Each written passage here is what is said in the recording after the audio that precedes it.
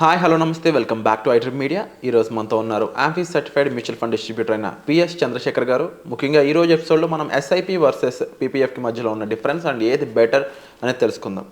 నమస్కారం సార్. నమస్తే అండి. సార్, చాలామందికి రెగ్యులర్ ఇన్వెస్ట్మెంట్స్ చేయాలని ఆశ ఉంటుంది. అందులో ముఖ్యంగా మిడిల్ క్లాస్ వాళ్ళని కోటీశ్వరులను చేయగలిగే ఒక మంచి ఆస్పెక్ట్ వచ్చేసి ఎస్ఐపి. అయితే పీపీఎఫ్ కూడా ఎస్ఐపికి ఏం తీసిపోదు, అది ఇంకా బెటర్ అండ్ సేఫ్ అని చెప్పేసి చాలామంది చెప్తా ఉన్నారు. బట్ వాటి మధ్య డిఫరెన్స్ అండ్ ఏది ఎవరికి బెటర్ అనేది కాస్త చెప్తారా? విరాట్ గారు, మంచి క్వశ్చన్ అండి. ఇవాళ మనం జనరల్గా నేను మ్యూచువల్ ఫండ్ డిస్ట్రిబ్యూటర్ కాబట్టి మ్యూచువల్ ఫండ్స్లో ఇన్వెస్ట్ చేయడం ఆల్వేస్ బెటర్ అనే చెప్తాను, ఎందుకంటే అది మంచి రిటర్న్స్ అనేది కనబడుతుంటుంది. ఇవాళ మనం పీపీఎఫ్ వర్సెస్ సిప్ ఒక కాన్సెప్ట్ అర్థం చేసుకుందామండి. అసలు ఎవరు పీపీఎఫ్లో ఇన్వెస్ట్ చేయాలి, ఎవరు ఎస్ఐపికి లేకపోతే మ్యూచువల్ ఫండ్స్లో ఇన్వెస్ట్ చేయాలనేది. సో ఫస్ట్ మనం డిఫరెన్సెస్ చూద్దాం సార్. అసలు పీపీఎఫ్ అంటే ఏంటి, పబ్లిక్ ప్రొవిడెంట్ ఫండ్. ఎస్ఐపి అంటే systematic investment plan in mutual funds. ఈ పీపీఎఫ్ అనేది ఈ గవర్నమెంట్ బ్యాక్డ్ స్కీమ్స్ ఇవి. దీంట్లో ఏంటంటే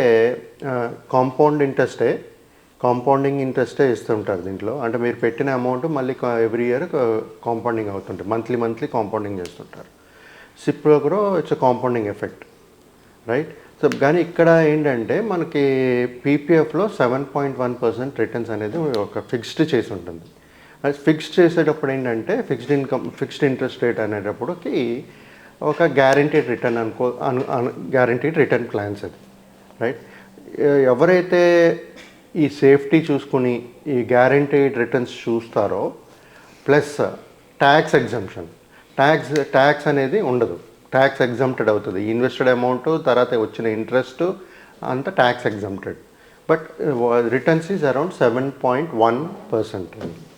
సో ఇప్పుడు సిప్లో కంపేర్ చేసుకుంటే కమింగ్ టు రిస్క్ చూసుకుంటే లో to high to mediate moderate ఉంటుంది. అన్ని టైప్స్ ఆఫ్ ఫండ్స్ ఉంటాయి కాబట్టి ఐఎమ్ టాకింగ్ అబౌట్ ఫ్రమ్ లో టు హై రిస్క్ వరకు మాట్లాడుతున్నాం. ఇక్కడ ఏంటంటే సార్, రిటర్న్స్ మార్కెట్ రిలేటెడ్ ఉంటుంది. అంటే ఈ ఇన్స్ట్రుమెంట్ని, ఈ టైప్ ఆఫ్ ఇన్వెస్ట్మెంట్స్ని మార్కెట్లో పెడతారు కాబట్టి మార్కెట్లో ఎలా పెరిగేటప్పుడు తగ్గేటప్పుడు ఎలాగే ఉంటుందో, తగ్గేటప్పుడు అయితే తగ్గుతుంది, పెరిగేటప్పుడు పెరుగుతుంది. సో రిటర్న్స్ కూడా అలాగే ఉంటుంది మనకి. సో అందుకనే ఈ సిస్టమాటిక్ ఇన్వెస్ట్మెంట్ ప్లాన్ అనే కాన్సెప్ట్ని తీసుకుని వచ్చారు మ్యూచువల్ ఫండ్స్లో. ఈ మార్కెట్ వాలటాలిటీ ఉండేటప్పుడు, కింద పడేటప్పుడు మనం యాడ్ చేసుకుంటూ పోతే యావరేజింగ్ అవుతుంది, మార్కెట్ రికవర్ అయ్యేటప్పుడు మళ్ళీ మంచి రిటర్న్స్ అనేది వస్తుందని చెప్పి ఈ కాన్సెప్ట్ పెట్టారు. ఇక్కడ లిక్విడిటీ తీసుకుంటే సార్, పీపీఎఫ్లో లిక్విడిటీ అనేది లిమిటెడ్గా ఉంటుంది. అంటే మనం ఇది ఇన్వెస్ట్ చేసిన తర్వాత ఒక లాకిన్ పీరియడ్ లాగా ఒక 15 years ఉంటుంది. సో ఆ లిక్విడిటీ అనేది ఎక్కువ మనకు కావాల్సినప్పుడు వెంటనే తీసుకోలేము. అది మ్యూచువల్ ఫండ్స్లో అయితే మనం ఆ లిక్విడిటీ అనేది తీసుకోవచ్చు. 2+1 డేలో మళ్ళీ కావాలనుకున్న డబ్బులు మన అకౌంట్లో పడుతుంటుంది. అవును. సో జనరల్గా సార్ ఇది అంటే కొంతమంది ఇప్పుడు ఏం చేస్తున్నారంటే రెండు చూస్తున్నారు. అంటే మనం డైవర్సిఫై చేయాలి అని చెప్తుంటాం కదా, కొంతమంది పీపీఎఫ్ తీసుకుంటారు, కొంతమంది ఎస్ఐపి కూడా తీసుకుంటారు. ఎందుకు అంటే they wanted to balance there portfolio investments. అంటే అంత రిస్క్ తీసుకోలేను, నేను ఈ గ్యారంటీ రిటర్న్ కూడా కావాలి అనుకునేటప్పుడు దీనిలో పెట్టుకుంటున్నారు 7.1 పీపీఎఫ్ రిటర్న్స్లో. కొంతమంది ఏమో సిప్ హయ్యర్ రిటర్న్స్ కావాలి, రిస్క్ తీసుకుంటారు, నాకు టర్మ్ ఉంది, చాలా లాంగ్ టెన్యూర్ ఉంది అని చెప్పి ఎస్ఐపి అనేది ఇన్వెస్ట్ చేస్తున్నారు. సో ఇప్పుడు నన్ను అడుగుతాయి సార్, ఎగ్జాంపుల్గా ఇప్పుడు ఒకవేళ ఒక ఇన్వెస్టర్ ఇన్వెస్ట్ చేయాలి అనుకునేటప్పుడు మనకి మ్యూచువల్ ఫండ్స్లోనే డెప్ట్ ఫండ్స్ ఉన్నాయి. సో అక్కడ మీకు లాకిన్ పీరియడ్స్ లేవు, ఇక్కడ మీకు లాకిన్ పీరియడ్స్ ఉంటాయి. మనకు కావాల్సినప్పుడు తీసుకోవాల్సిన పరిస్థితుల్లో తీసుకోలేము మనం. సో ఈ రెండు కంపేర్ చేసుకుంటే I always suggest to go for a SIP in a longer run. అంటే సమయం ఎప్పుడైతే వాళ్ళకి ఎక్కువ సమయం ఉందో అలాంటి ఇన్వెస్టర్ ఎప్పుడు ఈ ఎస్ఐపి అనేది చూసుకోవాలి. నేను అసలు రిస్క్ తీసుకోను, నా గ్యారంటీ రిటర్న్స్ కావాలి, ట్యాక్స్ ఎగ్జంప్టెడ్ ఉంటే చాలు అనుకున్నప్పుడు ఈ పీపీఎఫ్ అనే ఒక టైప్ ఆఫ్ ఇన్వెస్ట్మెంట్స్లో ప్రతి ఒక్కరు ఇన్వెస్ట్ చేయొచ్చండి. సో జనరల్గా సార్ ఇప్పుడు ఇన్వెస్టర్స్ చూసుకుంటే వాళ్ళకి ఎక్కువ రిటర్న్స్ కావాలి. ఎక్కువ రిటర్న్స్ కావాలంటే only one investment as per in the market today is mutual funds, longer period.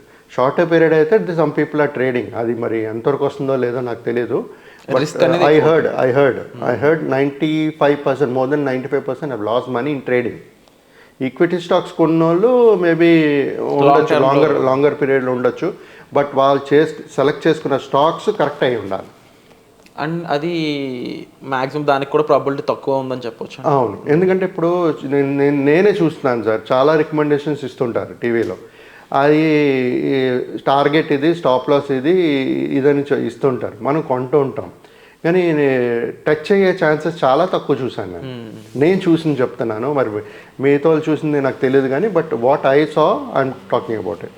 So ఈ రెండు ఆప్షన్స్ తీసుకుంటే సార్, రెండు మంచిదే, కాకపోతే 7.1 అనేది ఇన్ఫ్లేషన్ బీట్ చేయట్లే. సో అది కూడా కన్సిడర్ చేస్తూ ఎవరైనా ఇన్వెస్ట్ చేయాలనుకునేటప్పుడు ఈ రెండు ఆలోచించుకుని చేసుకోవాలి. ఇది పీపీఎఫ్లో మీరు చేశారనుకోండి, మొత్తం అంతా తీసుకుని పీపీఎఫ్లో పెట్టారనుకోండి, మీ ఇన్ఫ్లేషన్ 6% ఉంటే మీకు వచ్చేది 1.1%. హౌ కెన్ యూ, మీరు రేపు ఫ్యూచర్లో మీకు వెల్త్ క్రియేట్ చేయకపోతే మీ స్టాండర్డ్ ఆఫ్ లివింగ్ ఇవాళ ఎలా కష్టపడి ఏదైనా కొంటున్నారో అలాగే ఉంటారు మీరు రేపు. సో అది కూడా ఆలోచించుకుని ఇవన్నీ చేసుకోవాలి సార్, ఈ ప్లానింగ్ అనేది. అండ్ సార్ చాలామందికి ఆ సాలరీడ్ ఎంప్లాయీస్ ఎక్కువ మంది ఉన్నారనుకుంటే మన ఆడియన్స్లో కూడా, వీళ్ళు కూడా ఎస్ఐపినే ఎక్కువ ఫాలో అవడానికి ఇష్టపడుతూ ఉన్నారు. బట్ స్టిల్ ట్రెడిషనల్గా పీపీఎఫ్ అనేది కొంచెం ముందుగా అందరికీ పరిచయం ఉంది కాబట్టి ఎక్కడో చోట అది కలిగించే నష్టం తెలుసుకోలేకపోతున్నారు కంపేర్ టు ఎస్ఐపి. అవును సార్, విరాట్ గారు ఇప్పుడు అదే చెప్తున్నాను సార్, ఎందుకంటే ఆ రిటర్న్స్ చూసుకోండి మీరు, ఆ రిటర్న్స్ ఫిక్స్డ్ కాదు. అండ్ ఇంకో డౌట్, ఇన్ఫ్లేషన్ అన్న దాటగలుగుతుంది పీపీఎఫ్ ఇచ్చేది?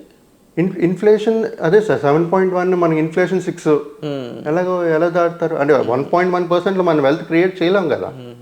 అందుకే కదా సార్ మనం 12%, 15% వచ్చే ఇన్వెస్ట్మెంట్స్కి రికమెండ్ చేస్తున్నాం.